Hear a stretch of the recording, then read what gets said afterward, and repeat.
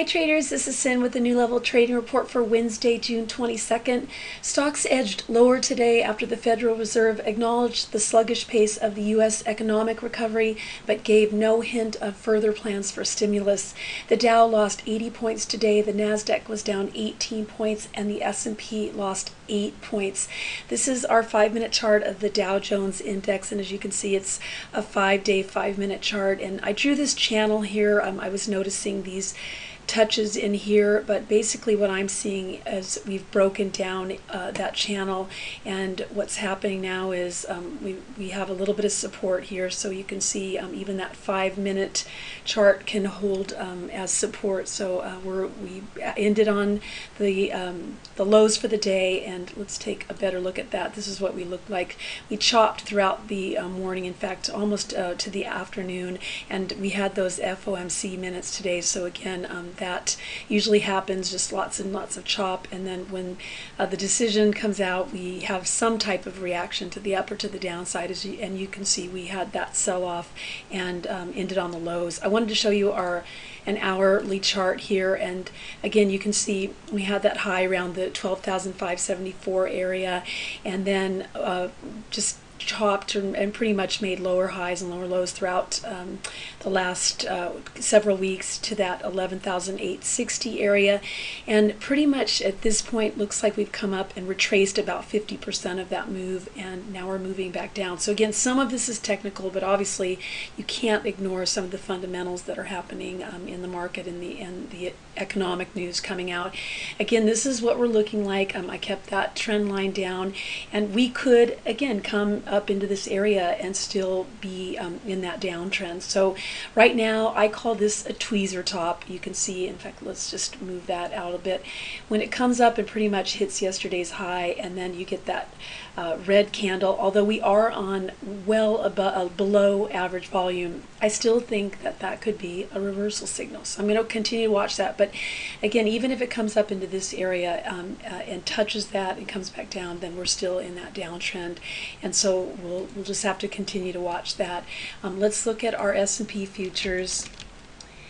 And as you can see here, this is actually an hourly chart. Again, that downtrend, and the looks like about a triple bottom basically around this 1252 area.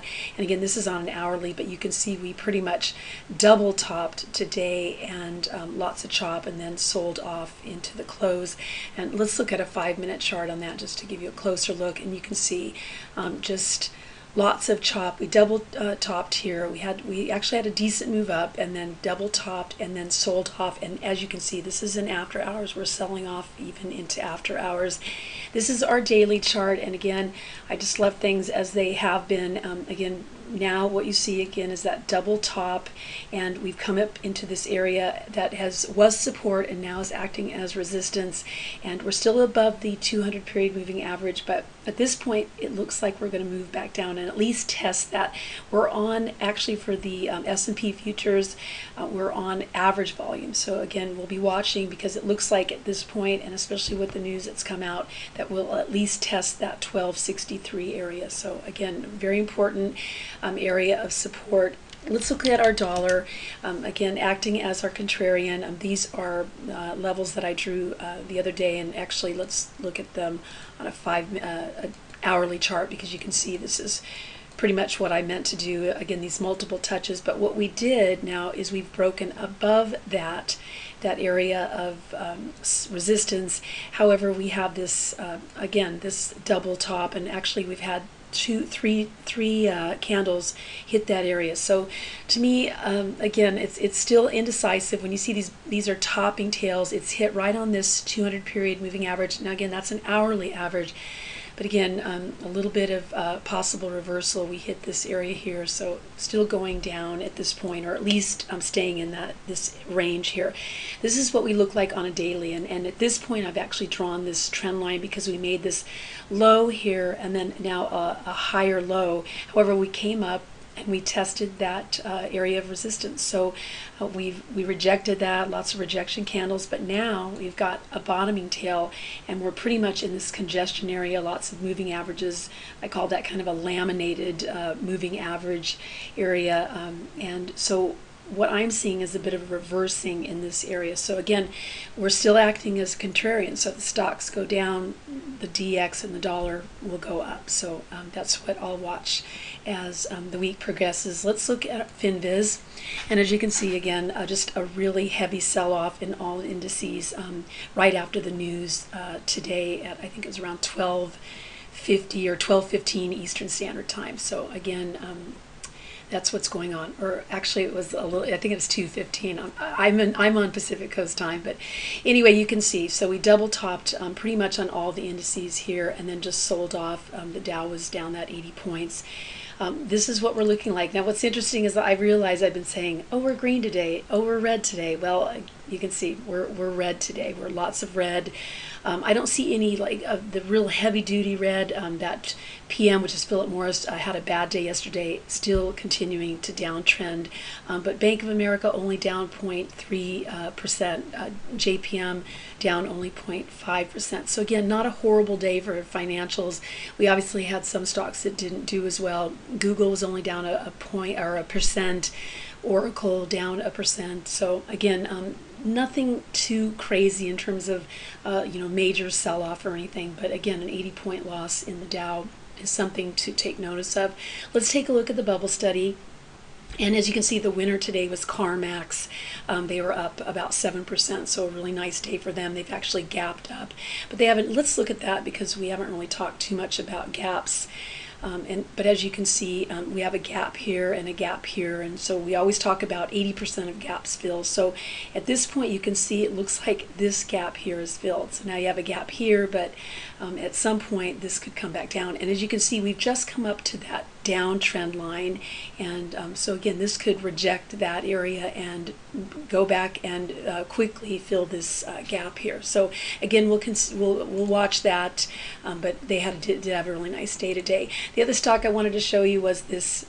Here we go, this LLL, which is L3. It's an aerospace company, up about 4.6% on some buyout news.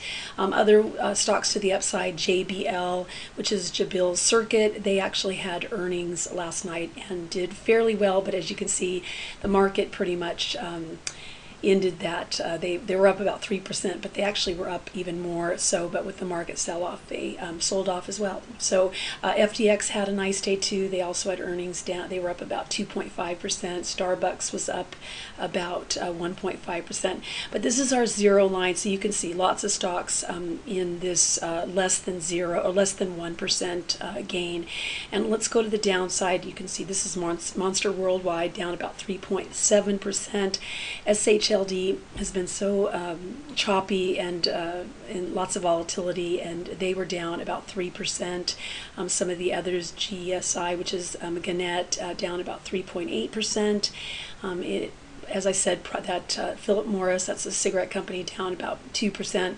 So you can see, though, nothing that, obviously a few stocks in here, but a lot of those hanging right around that not quite a 1% down. So an interesting day for stocks. I wanted to show you what's going on in as far as economic news, and I'm going to do it this way today.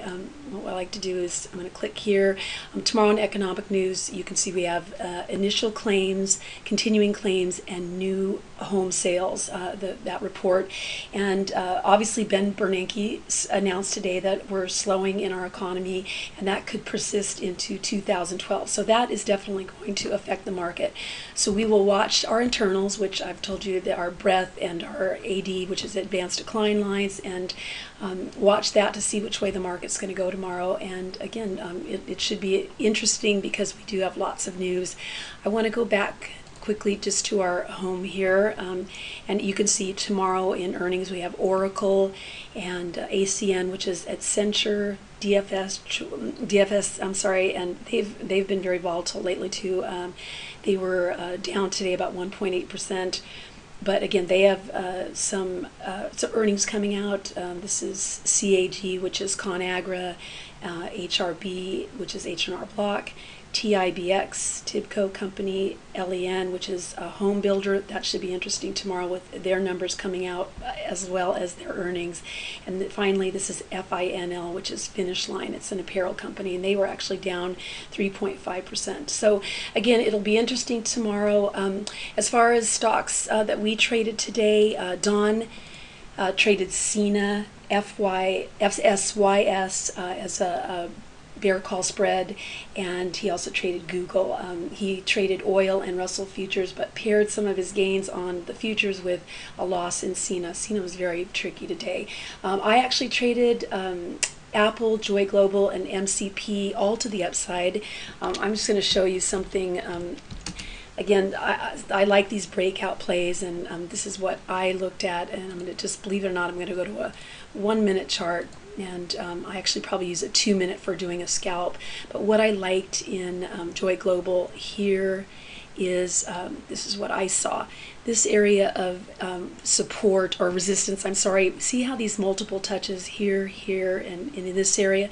So once that broke, that area, I actually was long right in there and just scalped that. I was in it for 3 minutes, but I had a really nice profit in it. So again, I'm not opposed to going long, even if a market's going down. If I see something like this where it's multiple touches and it looks like, and I also was watching the dollar on a short time frame, and the dollar was going down, or at least holding in that downtrend, and so I went long. I also did that on MCP, the same type situation, and then I actually got that nice Apple trade to the long side this morning. I was long options or some calls and got pretty much this nice move here. So again, nice profit for New Level Traders today overall.